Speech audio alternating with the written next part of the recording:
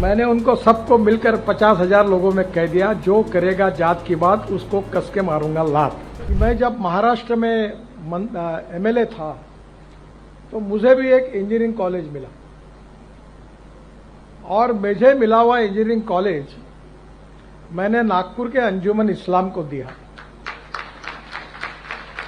तो मुझे पूछा कि इनको क्यों दिया, तो मैंने कहा हमारे समाज में सबसे ज्यादा आवश्यकता कही है शिक्षा की तो मुस्लिम समाज में है। दुर्भाग्यवश यह है कि 5 ही धंधे समाज में लोकप्रिय है, चाय की टपरी, पान ठेला, कबाड़ी का दुकान, ट्रक ड्राइवर और क्लीनर। पर हमारे समाज में से अगर इंजीनियर, डॉक्टर, वकील, आईएएस, आईपीएस ऑफिसर बनेंगे तो ही समाज का विकास होगा। और इसलिए हम मस्जिद में एक बार नहीं 100 बार नमाज पढ़ें, पर विज्ञान और तंत्र विज्ञान को अगर हम आत्मसात नहीं करेंगे तो हमारा भविष्य क्या होगा।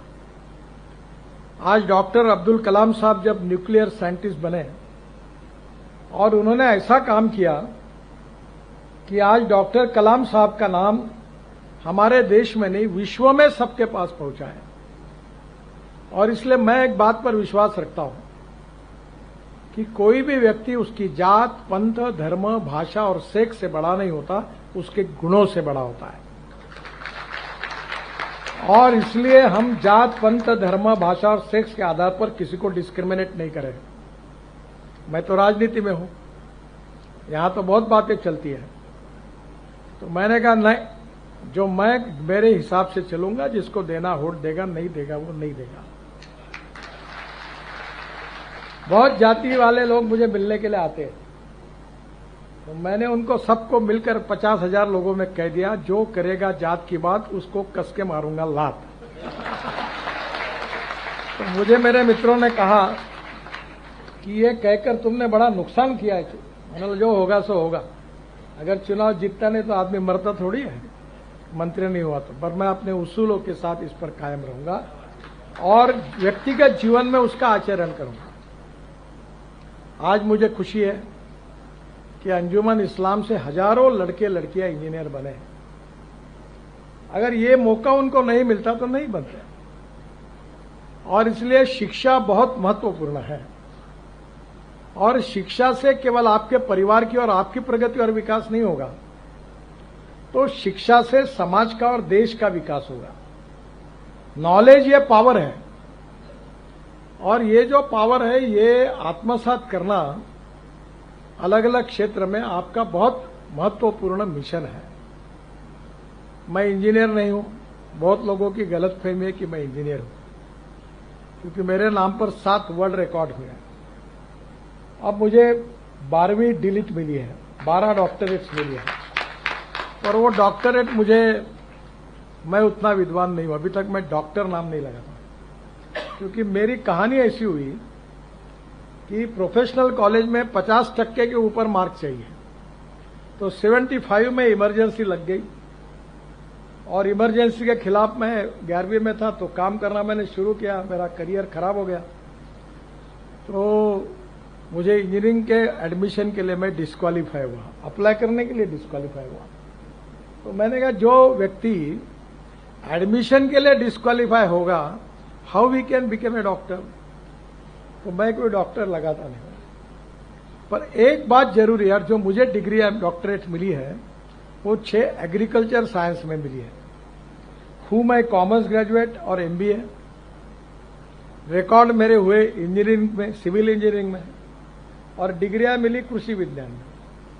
तो मैं ज्यादातर मेरा समय किसानों में काम करता हूं, क्योंकि हमारे यहां विदर्भ में 10,000 से ज्यादा किसानों ने आत्महत्या की है।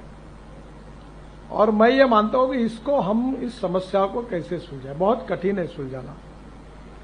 और इसलिए पिछले अनेक सालों से इन समस्याओं का अध्ययन करते हुए हमारे कृषि और ग्रामीण क्षेत्र की तस्वीर कैसे बदलेगी, इसके लिए मैं काम करने की कोशिश कर रहा हूं।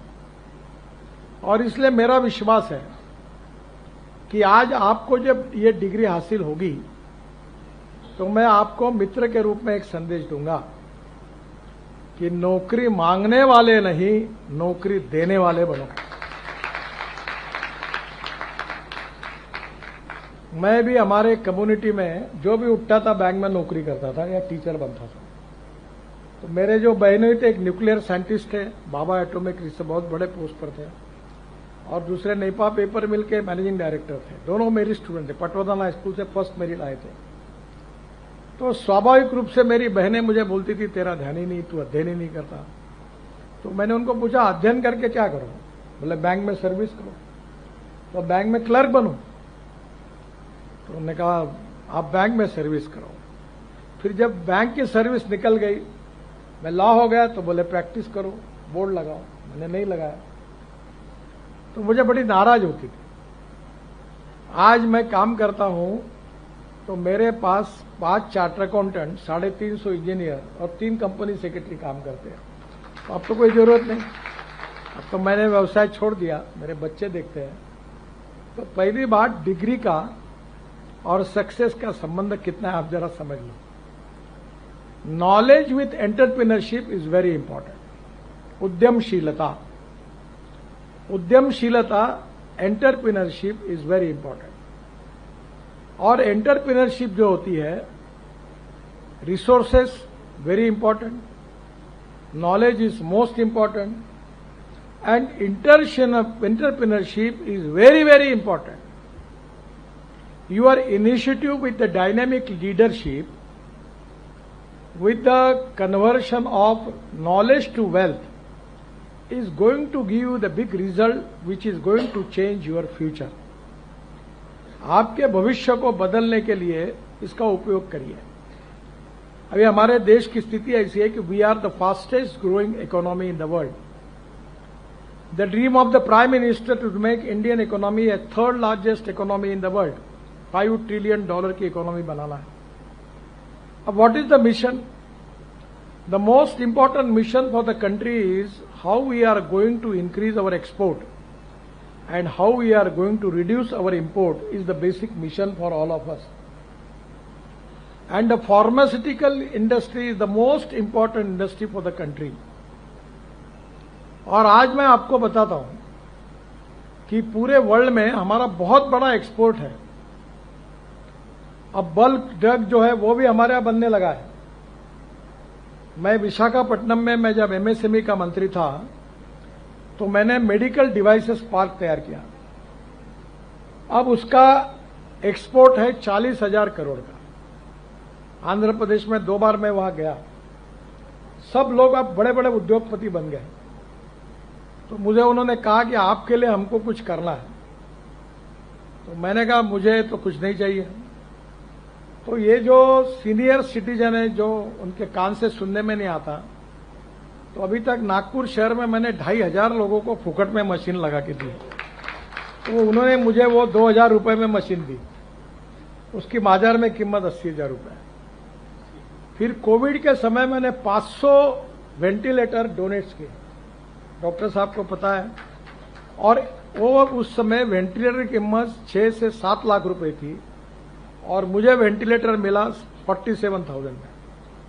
और जितने वेंटिलेटर मैंने बांटे पूरे विदर्भ में एक भी खराब नहीं हुआ. फिर ऑक्सीजन कॉन्सेंट्रेटर, अनेक इक्विपमेंट मिली. फिर वो ऑक्सीजन के सिलेंडर मिले. इतना नहीं, मैंने अनेक हॉस्पिटल में, Mayo hospital, medical college, AIIMS, Chandrapur और अनेक प्राइवेट हॉस्पिटल में, शायद डॉक्टर साहब के भी एक मैंने लगाया. ये ऑक्सीजन के मैंने मशीन लगा दिए डोनेशन में. डॉक्टर साहब के इसलिए लगाया कि ऐसे डॉक्टर है जो अनेक गरीबों की फुकट में सेवा करते हैं, 1 रुपया नहीं मांगते. और सुबह से लेकर रात तक काम करते हैं. 2-3 बजे तक, रात को 4 बजे तक, किसी को पैसे नहीं मांगते. तब मैंने कहा तो डॉक्टर बोले मुझे जरूरत नहीं. मतलब तुमको नहीं पर मुझे है. मैं तुमसे फुकट में इतने काम करवाता हूं, मुझे शर्म आती है. आप इतना ये मशीन लगा लो. मैंने जबरदस्ती इनके भी हॉस्पिटल ऐसे 10-12 है, भवानी हॉस्पिटल, बहुत हॉस्पिटल में लगाया ऑक्सीजन प्लांट. और ये सब उन्होंने दिए. अभी मैंने कमाल टॉकीज चौक में मेरी मां के स्मरणार्थ एक बहुत बड़ी बिल्डिंग बनी, वहां कुछ जगह पड़ी थी, उन्होंने दी. और वहां मैं ये MRI, CT scan, pathology laboratory, dialysis की शुरुआत कर रहा हूं. अब एमआरआई अगर मार्केट में जाते हैं तो 12,000 रुपये लगते हैं। तो हमने तय किया हम MRI 800 रुपये में देंगे।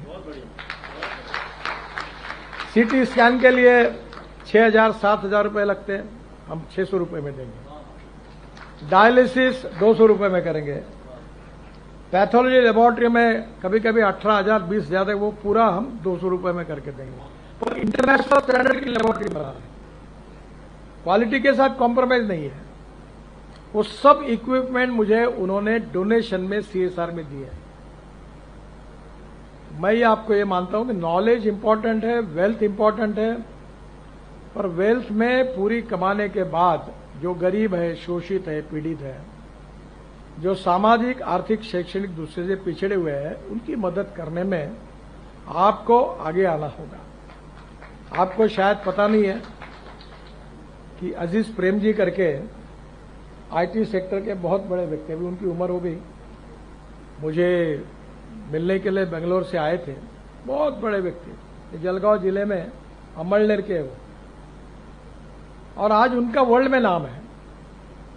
आज उनकी जो कंपनी है वर्ल्ड में नाम है। प्रगति और विकास करने के लिए कोई जात पंथ धर्म भाषा सेक्स की जरूरत नहीं है। जिसमें दम है वो करता ही है।